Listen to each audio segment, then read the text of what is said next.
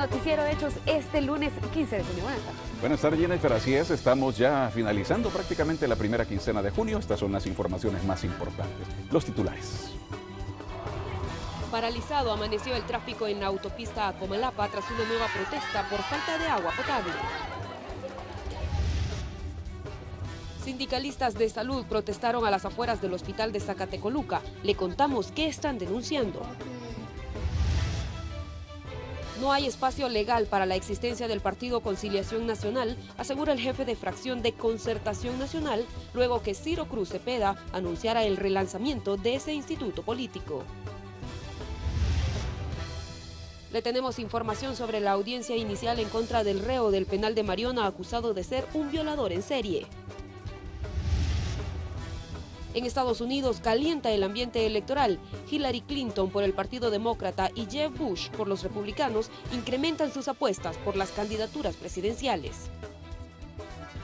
Vamos al desarrollo. Y decenas de personas que viajaban desde y hacia Comalapa esta mañana se vieron afectadas por un bloqueo en la autopista. Muchos tuvieron que caminar nuevamente para llegar a sus destinos. Una situación que se tornó bastante difícil, y para ampliarnos más los detalles, vamos hasta la sala de redacción con la periodista Alejandra Canales, quien nos tiene toda la información al respecto. Alejandra, te escuchamos. Buenas tardes.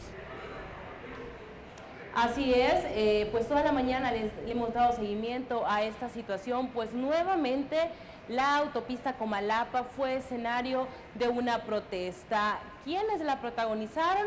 Pues las comunidades que dicen están cansados de luchar para lograr que tener agua en sus casas y sin lograrlo hasta hoy. Es una petición constante que se repite en diferentes comunidades, no solo ahí. Les he preparado un material de todo lo que sucedió durante esta mañana en la autopista Comalapa. Veamos.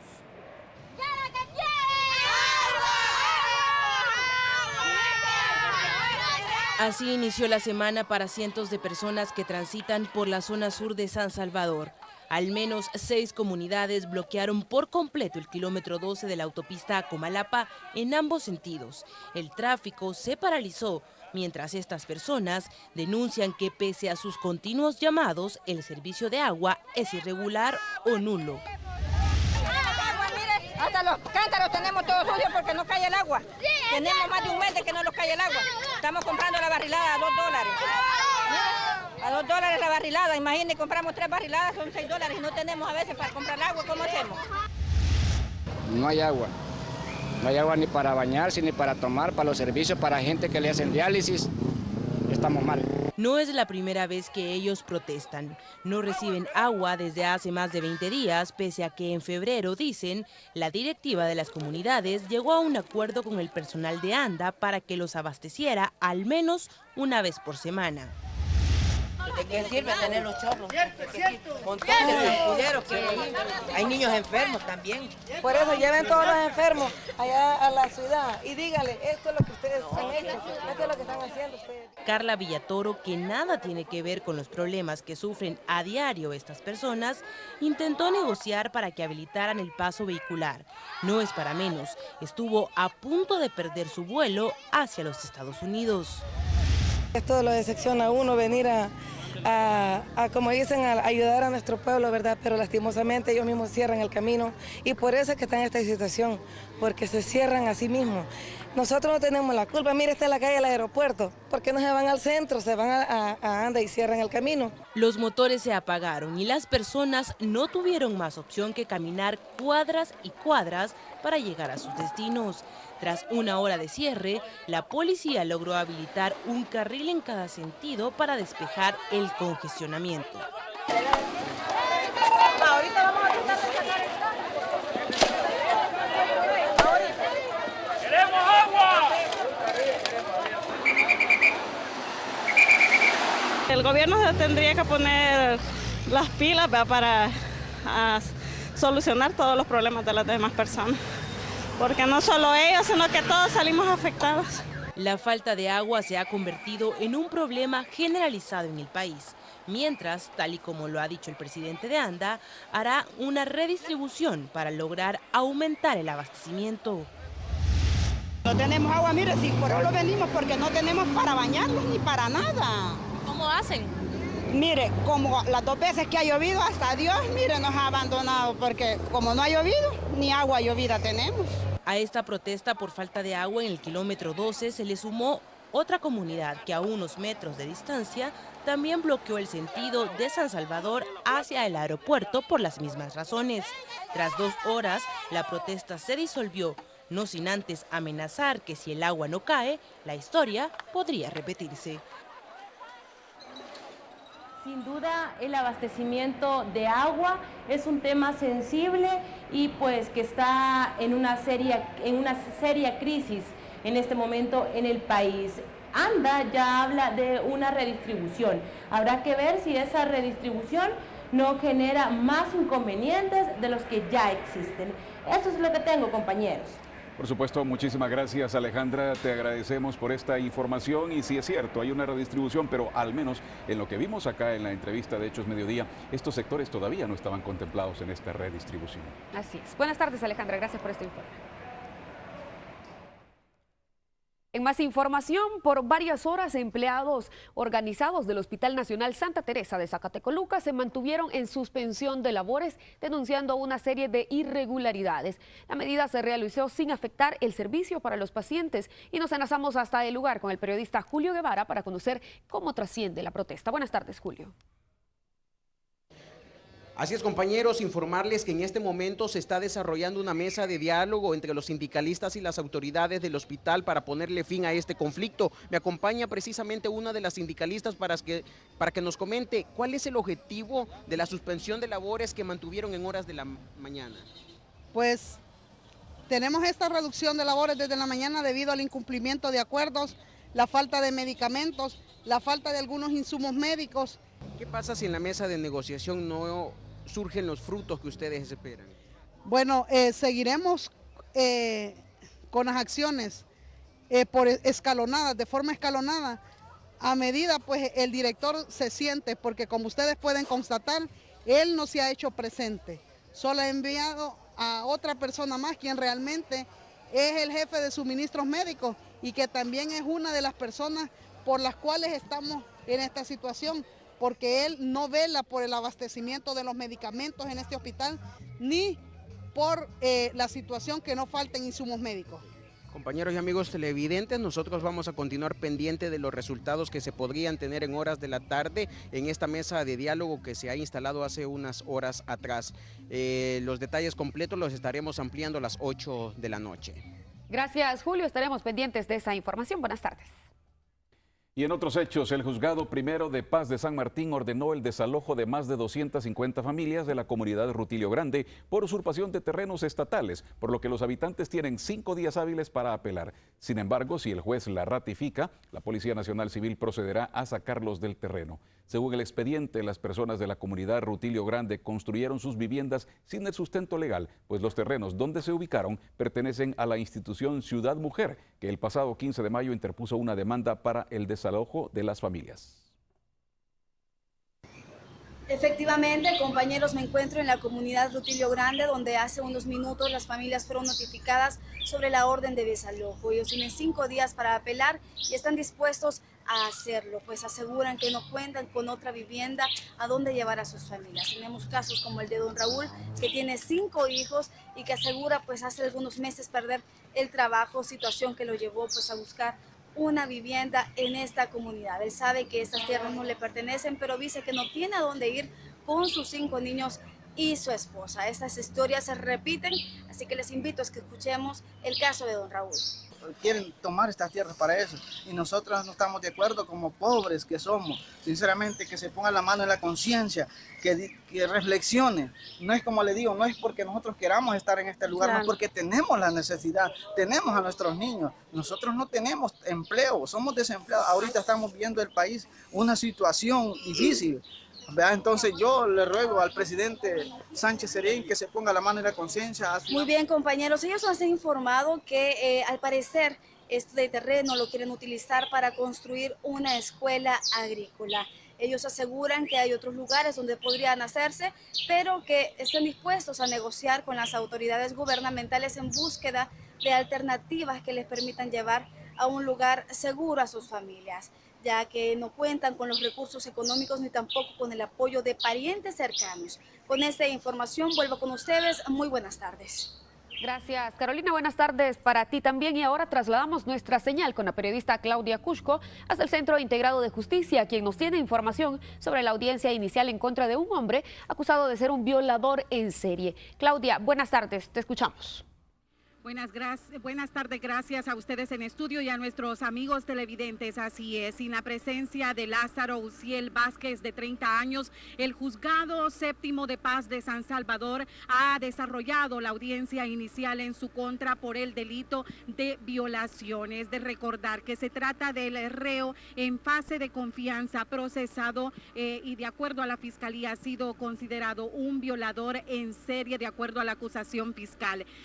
Sin la presencia de estas imágenes que vemos en pantalla son de archivo, pero sin la presencia de él se ha desarrollado esta primera fase de su proceso jurídico. Ha sido solo por un caso. Es de recordar que son 4 denuncias las que se tienen en su contra y la Fiscalía no descarta acumular los otros 3 casos. Esta vez, hoy por la mañana, ha sido procesado por uno de los casos. Se trata de una mujer de 20 años. Escuchemos. Se ordenó en el presente caso la instrucción formal con la detención provisional del imputado, ¿verdad? Tal cual lo estaba solicitando Fiscalía, tanto de carácter testimonial, y así como también esto es respaldado con pericias que se efectúan en la víctima, que respaldan de manera objetiva las circunstancias de los hechos que ella ha expuesto, y también lo que es evidencia documental que nos ha llevado a lograr la individualización o la probable participación del acusado.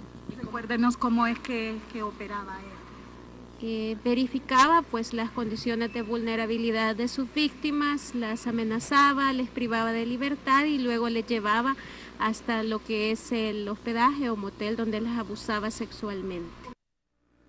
El Juzgado Segundo de Vigilancia Penitenciaria también ha hablado esta mañana. El secretario específicamente nos ha mostrado el expediente. Es de recordar que Lázaro Uziel Vázquez, de 30 años de edad, él estaba purgando una pena de 16 años por el delito de robo agravado y robo agravado tentado. Esto pues en octubre de 2020 él sería puesto en libertad y de acuerdo a este Juzgado Segundo de Vigilancia Penitenciaria pues se han desmarcado de el haberle otorgado la fase de confianza, la semilibertad, debido a que según ellos ha sido el Consejo Criminológico de Centros Penales quien le otorgó este beneficio, y han destacado esta mañana que también él tenía 2 faltas. Sin embargo, pues de acuerdo al expediente presentado, él manifiesta de que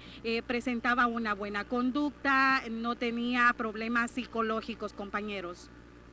Pero muchísimas gracias, Claudia, por ese completo informe desde el Centro Judicial, y vamos a estar, por supuesto, siempre pendientes de este y otros temas. Buenas tardes. Buenas tardes. Buenas tardes, Claudia. Importante información la que nos transmite desde los juzgados. Hacemos nuestra primera pausa, pero cuando regresemos, nuestro enlace en vivo vía satélite hasta Washington con La Voz de América. Regresamos.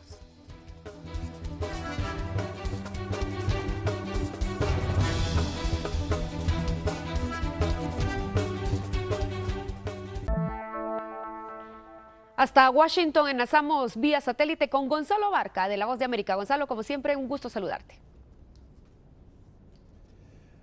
Un gusto, Jennifer, un saludo para ti, todos los televidentes de Canal 12 de El Salvador. Bueno, la noticia hoy política y también comercial, así es que se la tenemos acá, desde los estudios de La Voz de América en Washington, Jennifer. Por supuesto, Gonzalo. Iniciemos hablando de esto. Calientan los motores para la contienda electoral en Estados Unidos. Hoy el republicano Jeb Bush anunciaría su precandidatura para las elecciones. Así es, Gonzalo.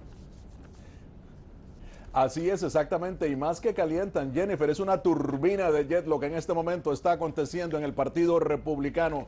Jeb Bush, el hermano del expresidente George W. Bush, padre del expresidente George Walker Bush, lanzando su candidatura, haciendo de esta olla política, este caldero político, algo verdaderamente caliente, verdaderamente impresionante, porque en un principio muchos decían que no podía lanzarse debido a que a la familia, aquí se le llama la dinastía de los Bush, se le vincula con la guerra en Irak, con una serie de desaciertos en política exterior. Sin embargo, fíjate, Jennifer, Jeb Bush, a minutos solamente de lanzar su campaña desde Miami, donde uno de los lugares que fue gobernador, el estado de Florida, él fue gobernador de Florida, Miami fue su casa por muchos años, de hecho sigue teniendo su residencia en Miami, muchos de sus hijos han ido a las universidades de Miami, y algo muy importante, Jeb Bush está apostando a la comunidad latina, a la comunidad hispana. Él asegura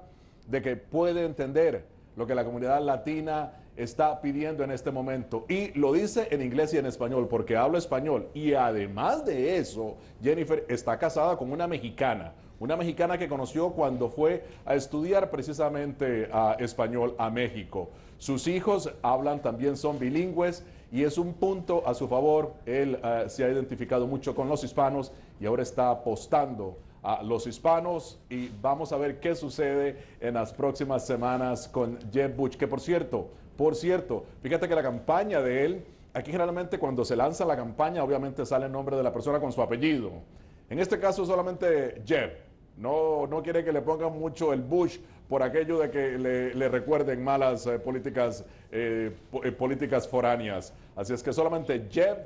Y de momento es lo que tenemos. Nuevamente en la arena política, un Bush quiere llegar a la Casa Blanca otra vez, Jennifer. Claro, y este anuncio lo haría en Miami, lejos de sus raíces, como son Texas. Pero, Gonzalo, ¿qué tan gran contendiente es él entre los otros aspirantes republicanos? Bueno, en este momento en realidad quien está liderando las encuestas es Marco Rubio con un 25% del beneplácito de los republicanos. Jeb Bush, fíjate que cuando dijo que estaba buscando explorar la posibilidad de lanzarse, tenía un 50% a su favor. Sin embargo, fue decayendo y ahora, como te digo, está Marco Rubio encabezando las encuestas, le sigue Jeb Bush.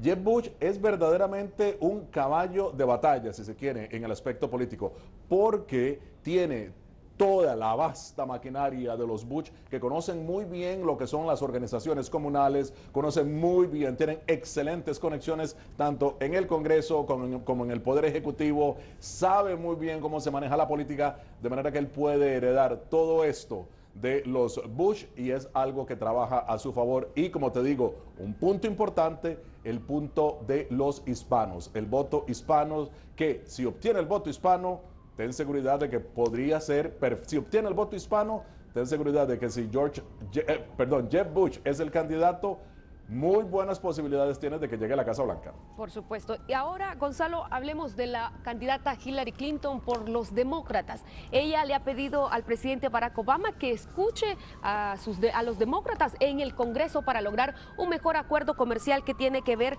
con la cooperación transpacífico, Gonzalo.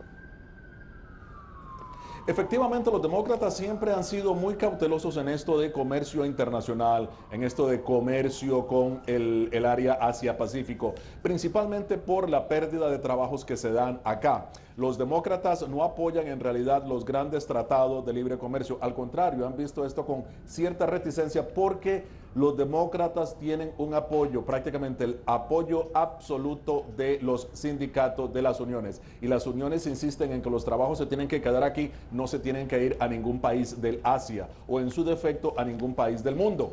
Hillary Clinton está diciendo al presidente Barack Obama que por favor escuche a los demócratas que precisamente la semana pasada rechazaron esta propuesta del Congreso para la iniciativa transpacífica. Rechazaron en el Congreso esta propuesta porque, según ellos, hacían que los estadounidenses perdieran sus trabajos.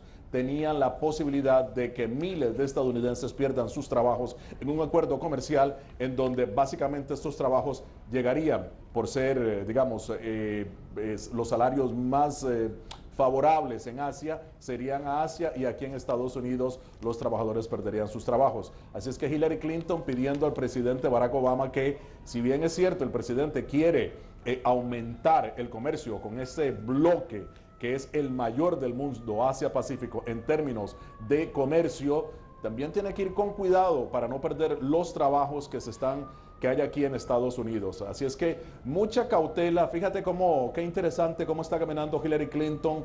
Lo apoya por un lado, pero llama la atención a los trabajadores, que mucho cuidado con ellos, que no pierdan el trabajo, porque al final de cuentas, efectivamente, si se pierden trabajos, quienes van a sufrir son los demócratas. Y bueno, ya Hillary Clinton, ella sí es en política el buque insignia de los demócratas y no quiere echar a perder su candidatura por este tratado del Transpacífico. Claro, por supuesto, esto podría afectar su candidatura. Gracias, Gonzalo, por esta información. Claro. Gracias a ti, Jennifer, un placer. Buenas tardes. Vamos a Honduras, donde las autoridades mantienen la alerta amarilla por el paso de la tormenta Carlos. Edith Cotland, de nuestra cadena aliada 11 Noticias, nos amplía. Luego que la tormenta Carlos pasara a huracán en categoría 1, las autoridades edilicias han determinado continuar con la alerta amarilla para el distrito central de Francisco Morazán. La lluvia que cae sobre las ciudades gemelas ya ha provocado algunos daños, entre ellos el desaparecimiento de 2 personas, una de ellas en la colonia Villanueva, sector 3, así como el desprendimiento de rocas, caída de muros y árboles, la evacuación de familias en la colonia 1 de diciembre, entre otras. Las torrenciales lluvias ya han dejado la primera víctima mortal aquí en la capital de la República y según lo han informado los expertos en meteorología, la actividad lluviosa continuará al menos por 72 horas. Y en México, la tormenta Carlos provocó graves daños en el estado de Guerrero. Sus principales calles y avenidas se inundaron por completo. Se reportaron además árboles derribados y fallas en el servicio de energía eléctrica. Carlos es el tercer fenómeno meteorológico de esta temporada de huracanes que continúa en avance por todo el Pacífico. Debido a la alerta, el Comité Estatal de Protección Civil ordenó la suspensión de clases para todo el estado. Además, ordenó el cierre de los puertos. Mientras tanto, siempre en México, un fuerte incendio consumió varios negocios y bodegas en el centro de Ciudad Juárez. Los bomberos trabajaron durante 5 horas para sofocar las llamas. La explosión de tanques de gas provocó que el fuego se expandiera rápidamente. Debido a la emergencia, las autoridades desalojaron otros negocios cercanos y cerraron varias calles. Mientras tanto, se investiga la causa del siniestro.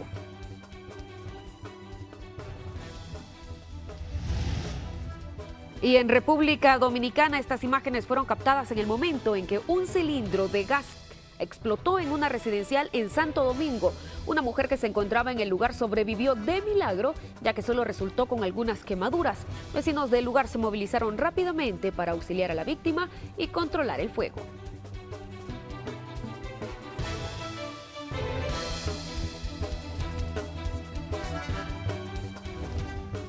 Paralizado amaneció este lunes el tráfico en la autopista a Comalapa.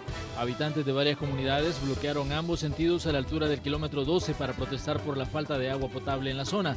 Debido al cierre, decenas de personas se vieron obligadas a caminar para llegar a sus destinos. El Sindicato de Salud mantiene una protesta a las afueras del Hospital Nacional Santa Teresa, esto en Zacatecoluca, departamento de La Paz. Los empleados están denunciando negligencia, maltrato al personal y falta de insumos y medicamentos. Pese a la manifestación, los pacientes están siendo atendidos con normalidad. En el Juzgado Séptimo de Paz de San Salvador se desarrolló la audiencia inicial en contra de Lázaro Uciel Vázquez, de 30 años, a quien las autoridades acusan de ser un violador en serie. Vázquez es un reo del penal de Mariona que cumple una pena de 16 años por el delito de robo agravado, pero gozaba de la fase de confianza, tiempo en el que según la Fiscalía aprovechaba para cometer violaciones. Continuamos con más informaciones. Otro fin de semana del que tenemos que decir que la situación siguió fuera de control respecto a los hechos violentos. Al sur de San Salvador, 2 hermanos junto a su tío fueron asesinados. Ayer han andado sembrando frijoles. Esta mujer llora amargamente. 3 miembros de su familia fueron asesinados la madrugada de este domingo. A su dolor se une la preocupación de los gastos fúnebres. La señora de 67 años vive de pequeñas ventas. Lo poco que gana a diario no le alcanzará para comprar los ataúdes, asegura entre lamentos. Voy a pedir, yo sin pena ninguna ya voy a pasar pidiendo colaboración con los vecinos, con alguien que venga para poder recaudar para comprarle los ataúdes. La anciana no cree lo que ocurrió. A su hermano José Ramos, de 34 años, junto a sus dos sobrinos, Miguel y Juan Ramos, de 16 y 22 años, los levantaron de sus camas para arrebatarles la vida en el cantón Pajales de Panchimalco. A eso de las 03 horas de la mañana, un grupo de sujetos vestidos con ropas oscuras violentan la puerta de donde vivían estas víctimas, ingresan violentamente, los sustraen y posteriormente cometen un homicidio utilizando armas largas y armas cortas. De acuerdo a las primeras investigaciones, uno de los fallecidos andaba en malos pasos. Las otras víctimas prácticamente murieron por estar en el lugar. Los hechores no querían dejar testigos con vida, dice la policía. Estamos considerando que es la rencilla entre pandillas, según las primeras pesquisas que hemos levantado. De hecho, tenemos ya 3 capturas sobre este hecho en vía de investigación. ¿Usted nunca lo aconsejó? No, porque yo siempre le preguntaba, él decía que no. Él decía que nunca, que él no se había metido en nada. Pero sí pertenecía. Él decía que no, pero la gente lo murmuraba. Los cuerpos fueron retirados por medicina legal. En este momento comenzó la travesía de esta mujer para obtener el dinero que le permitirá sepultar a sus seres queridos. Sin embargo, su pena continuará, porque entre llantos confirmó que otros 2 sobrinos están desaparecidos desde hace 15 días y teme que también hayan sido asesinados. Con imágenes de Gonzalo Tejada, Julio Guevara, Noticiero Hechos. Y 2 jóvenes pandilleros de entre 18 y 20 años murieron tras enfrentarse a tiros con la policía y elementos del ejército en la notificación El Papalón 2 de San Miguel. El tiroteo se dio en medio de un patrullaje preventivo en la zona. A las víctimas se les encontraron 2 armas de fuego y no pudieron ser identificadas por no portar documentos.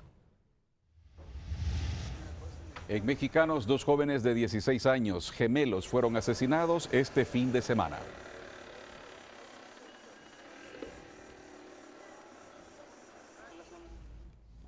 En horas de la noche del domingo, las autoridades reportaron que en la colonia Santa Rita, etapa 6 de Ciudad Delgado, fue asesinado a tiros un hombre de aproximadamente 35 años. Según fuentes extraoficiales, la víctima era residente de la zona. En la escena se encontró al menos unos 20 casquillos de pistola 9 milímetros.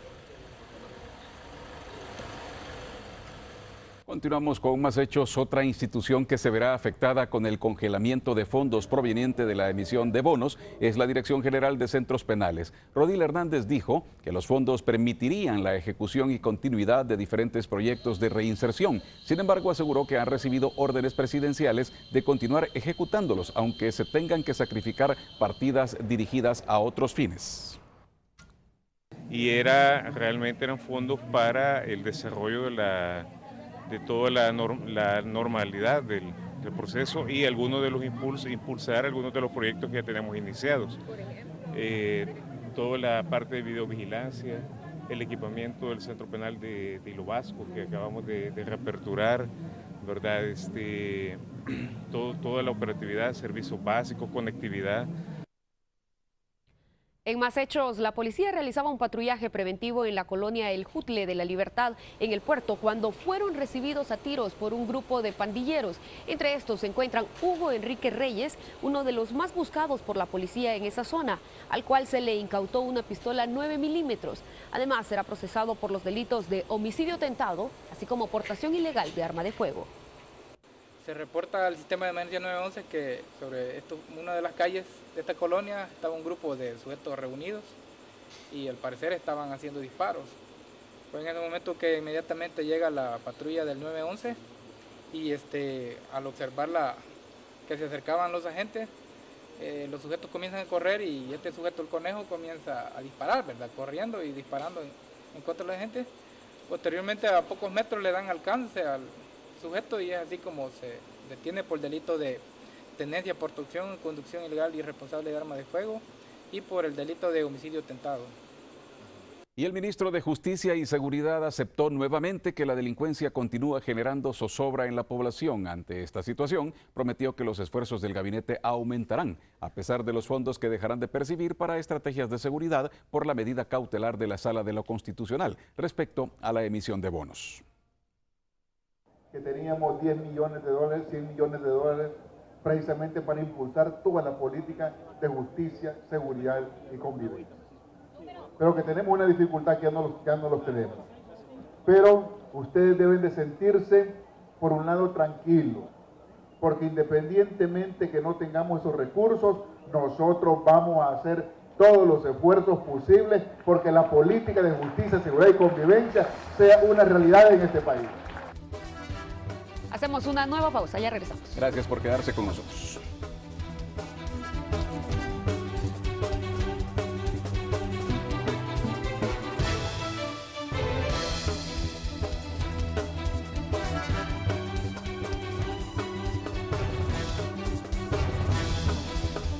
Gracias por continuar con nosotros. Nos acompaña en el estudio Paz Cettino, secretario general de Bases Magisteriales. Hablaremos, entre otros temas, sobre la delincuencia que está afectando al sector de maestros y estudiantil. Buenas tardes, bienvenido. Buenas tardes, muchas gracias por la invitación. Gracias por acompañarnos, Paz, y precisamente vamos a comenzar con ese tema que es obviamente preocupante. Se ha hablado mucho de migración de maestros, incluso pues también estudiantes que han tenido hasta que dejar de estudiar porque están siendo presa de la delincuencia en sus centros de estudio.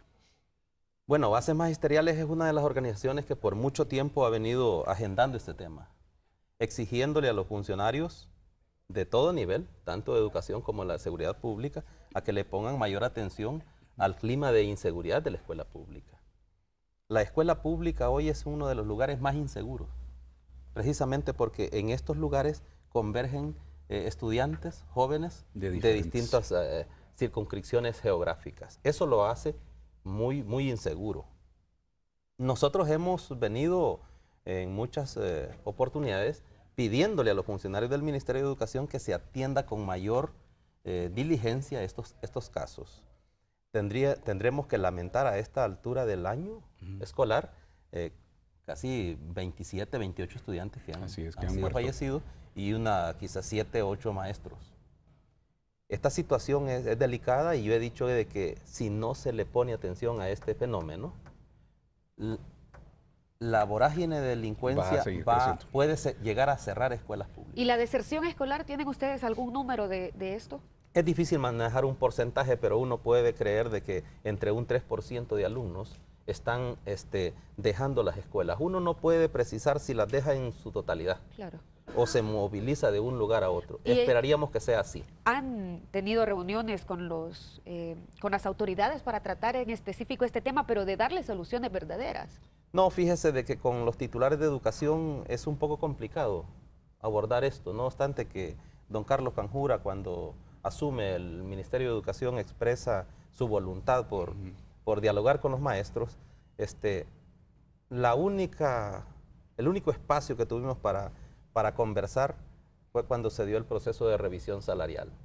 Eso nos consumió tiempo por las posturas que teníamos y no hemos tenido el espacio necesario como para abordar esta problemática. Nosotros hemos exigido a ellos que se tomen algunas medidas, lógicamente un protocolo de seguridad para poner a salvo la vida de los maestros cuando están amenazados o cuando han sido agredidos físicamente, existe en el Ministerio de Educación, pero no se ha pasado como a hacer un abordaje más a fondo de la problemática. Que ojalá que esto suceda pronto, porque en realidad también entendemos de que en algunos casos, incluso ya dentro de las escuelas, no solo en los alrededores, sino que ya dentro de las escuelas ya hay incluso presiones, amenazas, en fin, manejo, ¿no? de otra naturaleza. Sí, el fenómeno es muy complejo, muy complejo. Por eso yo decía en otro medio, esta es una camisa de fuerza. Es una camisa de fuerza. Nosotros los maestros tratando de llevar al joven por el camino correcto y la contraparte siempre inculcando el antivalor. Entonces esa camisa de fuerza del valor contra el antivalor nos pone a nosotros en una situación muy vulnerable. Por supuesto, los pone en medio, pero también hay otro tema del que ustedes han tratado de hablar con las autoridades y es la nivelación salarial. ¿Cómo ha avanzado este tema, si es que hay avances? Lamentablemente ese es uno de los temas que ha causado mucho desencanto en el sector docente, porque tanto la administración anterior como la actual se llenaron mucho la boca, por decirlo así, de manera cruda, hablando de la dignificación del magisterio. Y es increíble que después de todo un proceso de negociación, la revisión salarial que por ley compete hacerse cada 3 años, se hizo 6 meses después del término de ley. Se violentó la ley. Ellos lo hicieron de manera retroactiva para un poco lavarse la cara. Nosotros fuimos a la corte, incluso tenemos un recurso en la corte, pero lo más desagradable para los maestros es que nos hicieron una revisión salarial al alza con el 5% de incremento salarial. Eso significa para los maestros y las maestras 25 a 28 dólares de incrementos en sus salarios. ¿Y cuánto era lo que ustedes pedían de que se nivelara su salario? Si el gobierno les dice 5%, ¿cuánto era lo que ustedes Nosotros pedían? habíamos hecho una propuesta del 20%, pero no hubo ningún espacio de negociar, no obstante que el ministro en una de sus intervenciones ofreció que en el periodo del gobierno de Salvador Sánchez Serén se incrementarían los salarios de los profesores en un 50%. Entonces, podemos decir que básicamente estamos en el mes del maestro, a escasos 8 días ya del Día del Maestro, pero hay una situación muy difícil para la clase docente en nuestro país. Claro, no hay mucho que celebrar. A diferencia de lo que está diciendo la gremial del gobierno, no hay mucho que celebrar. A los maestros se les maltrató con esa revisión salarial. A los profesores y a las profesoras que han cumplido con las edades y tiempos de servicio, no se les ha emitido el decreto de retiro voluntario. Hemos logrado apenas, después de 5 años de toda una lucha, de bases magisteriales con un agrupamiento de maestros, hemos logrado la aprobación de un decreto para personas con enfermedades terminales, pero el decreto que va a impactar a la mayoría de maestros, que es el de retiro voluntario, no se ha aprobado todavía. No se ha aprobado. Esperamos que esto suceda pronto por el bien del gremio. Muchas gracias por habernos acompañado. Muchas gracias a ustedes. Y dentro de todo, pues, feliz Día del Maestro. Muchas gracias. Bueno, vamos a continuar con más información y miembros del extinto Partido de Conciliación Nacional hicieron este fin de semana lo que ellos llaman el relanzamiento de su marca. Vean. Bajo el lema Más fuertes que nunca, el histórico Partido de Conciliación Nacional hizo el relanzamiento de su marca. Sus dirigentes afirmaron que es un partido totalmente diferente al de Concertación Nacional y que la decisión surge porque existen 125,000 militantes que lo apoyan. Bueno, el Partido de Concertación Nacional es otro partido, pues, es otra figura política, que nació del PCN, lógicamente. Es que nosotros estamos no que reactivando al partido para precisamente hacer gestiones, para captar membresía, porque en esta última elección hubo 125,000 personas PCNistas que no votaron. La cúpula del Partido de Conciliación Nacional asegura que el relanzamiento no es a raíz de una división con Concertación Nacional. En este caso nosotros no venimos a pelear ni a discutir con Concertación ni con ningún instituto político. Venimos simplemente a llenar un espacio que la democracia salvadoreña necesita. El Partido de Conciliación Nacional fue desinscrito ante el Tribunal Supremo Electoral, tras un fallo emitido por la Sala de lo Contencioso Administrativo en 2011, por lo que ya no pudo participar en elecciones, razón por la que Ciro Cruz Cepeda se afilió a Concertación Nacional para poder lanzarse como candidato a diputado en las elecciones de 2012. Sin embargo, manifestó que actualmente no tiene ningún compromiso con dicho ente político, por lo que hoy asumirá el cargo como secretario general del PCN. Sí, efectivamente, yo fui candidato de Concertación Nacional y me prestaron la bandera. Considero que dentro de esa forma no quepo yo como político, porque estoy acostumbrado a trabajar de otra manera. Cruz Cepeda dijo además que no se descarta la posibilidad de una alianza con Concertación Nacional, pero por el momento están preparados para trabajar solos. Nosotros no vetamos a nadie de Concertación Nacional. Para nosotros han sido compañeros de trabajo y que circunstancialmente la situación política nos ha separado, pero no quita la posibilidad de que el día de mañana podamos buscar una coalición para poder trabajar juntos. El PCN mantendrá los mismos colores e insignias. Además, La nueva directiva, conformada por Remberto González, Julio Moreno Niños, Amílcar Grande y Ciro Cruz Cepeda, informaron que en los próximos días se inscribirán al partido político ante el Tribunal Supremo Electoral. Con imágenes de Rafael Argumedo, Kelly Ábrego, Noticiero Hechos. Y bueno, ya hay reacciones sobre este tema. Así es, vamos a conocerlas con Raúl Hernández, quien se encuentra en la Asamblea Legislativa. Adelante, Raúl. Muy buenas tardes, Osvaldo, y también buenas tardes a los televidentes que nos sintonizan a esta hora del mediodía.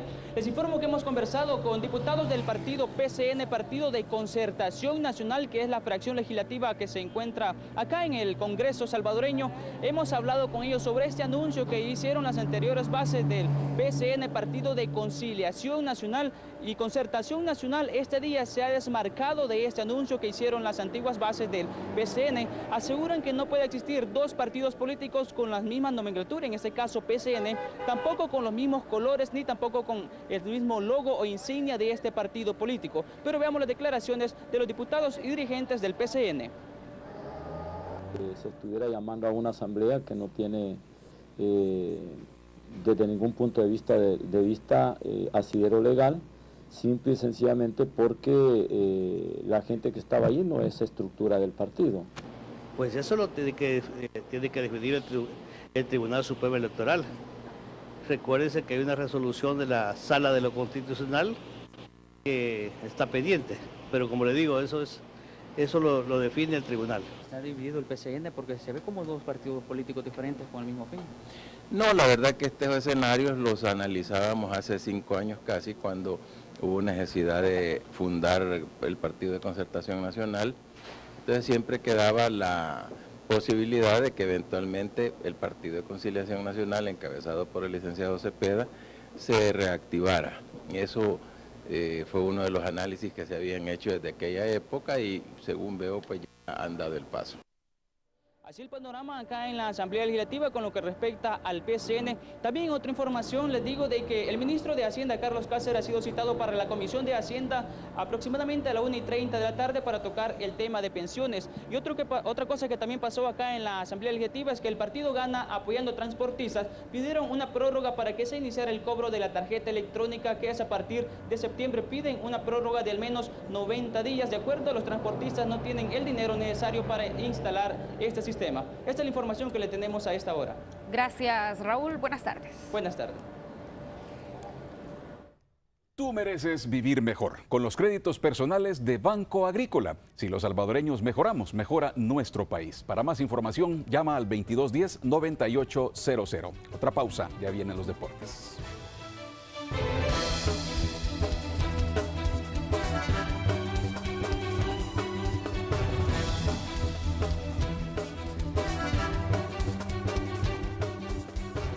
Contigo Money podés hacer una carga de dinero a tu cuenta, pagar las facturas, hacer autorrecargas de saldo, enviar y recibir dinero, remesas internacionales, todo desde tu celular Tigo. Al entrar al menú de servicios, ya sea por app Tigo Money o marques el asterisco 555 numeral, ahí eliges el servicio, te llega un mensaje de texto de confirmación de forma inmediata al terminar tu transacción. Y la seguridad está más que garantizada, porque cada vez que realizas una transacción lo haces con tu PIN de seguridad, de forma fácil, rápida y segura. Veamos a continuación lo mejor en los deportes. Finalizó el torneo de Intercoles 2015 de manera exitosa, en el que Ladislao Leiva se coronó campeón femenino, mientras que Highland se coronó como campeón categoría masculina. Este fin de semana se conocieron a los campeones de Intercoles en categoría femenino y masculino. La edición de este año se caracterizó por la inclusión de la categoría femenina en el torneo con la disputa de 9 equipos. Y tras un duro camino a la final, llegaron las chicas del Colegio San Francisco, que eliminaron a la escuela alemana, y el equipo femenino de Ladislao Leiva, que dejaron en el camino al Augusto Balte. En esta gran final la ventaja la tomó el Colegio San Francisco, pero las chicas del Colegio Ladislao Leiva no desaprovecharon oportunidades y lograron empatar ante el ataque de las niñas del Colegio San Francisco. Al final el resultado fue para el Ladislao Leiva, que se llevaron el primer campeonato femenino de Intercoles. Y tras la celebración, se realizó la esperada final en la categoría masculina, donde se disputaron el título el Colegio Highlands ante el Champañat. Ambos colegios fueron los más regulares y contundentes en el torneo. El partido fue digno de una final. El Highlands tomó la ventaja desde los primeros minutos, pero el Champagnat respondió y en 2 ocasiones logró empatar. Pero tras una gran actuación de su goleador Diego El Chipi Guerrero, el Highlands anotó 2 goles más para dejar un marcador final de 4-2 y llevarse así el título de campeones de Intercoles 2015. Y así se cerró una vez más de manera exitosa el mejor torneo intercolegial realizado por Canal 12, porque Canal 12 va con vos. Felicidades a los chicos del Highlands por ser campeones de Intercoles y para todos aquellos equipos que participaron en el torneo. Ahora vamos a hablar de la selección mayor. Tras el empate en suelo caribeño, nuestro equipo se entrenó en casa pensando en el duelo que sostendrán mañana ante el equipo de San Cristóbal Nieves, quienes nos complicaron en el primer duelo. El Salvador tendrá que definir su pase a la siguiente ronda en casa frente a su afición, que aún tiene dudas del desempeño del equipo. El domingo el azul y blanco trabajó en el Cuscatlán en horas de la tarde a puertas cerradas. Ahora lo volvió a hacer y este día va a realizar el respectivo reconocimiento de cancha de 6 a 7 de la noche. Antes lo hará San Cristóbal y Nieves de 5 a 6 de la tarde en el monumental Estadio Cuscatlán. Y Chile buscará vencer hoy a la selección de México y asegurarse su boleto a los cuartos de final de la Copa América de 2015 en el duelo por la segunda fecha del Grupo A que se jugará en Santiago. La selección chilena ganó por 2-0 a Ecuador en su debut en el Grupo A y es primera con 3 unidades. Encontrarán a un combinado azteca que solo empató 0-0 con Bolivia un día después y perdió su capitán Rafael Márquez por lesión. El Tri quiere dejar atrás el primer partido y buscar los argumentos para encontrar el mejor sistema para levantar cabeza, seguir sumando y no quedar atrás. La verdad es que hoy se vienen partidos muy emocionantes en Copa América. México la tiene así como un compromiso bien serio. Sí, la verdad es que sí, y va ante el anfitrión. La verdad es que podría caer México. Por supuesto, podría. Gracias, Zuli, por esta información. Muchas gracias. Feliz tarde. Gracias por habernos acompañado. Buenas tardes. Que la pasen bien.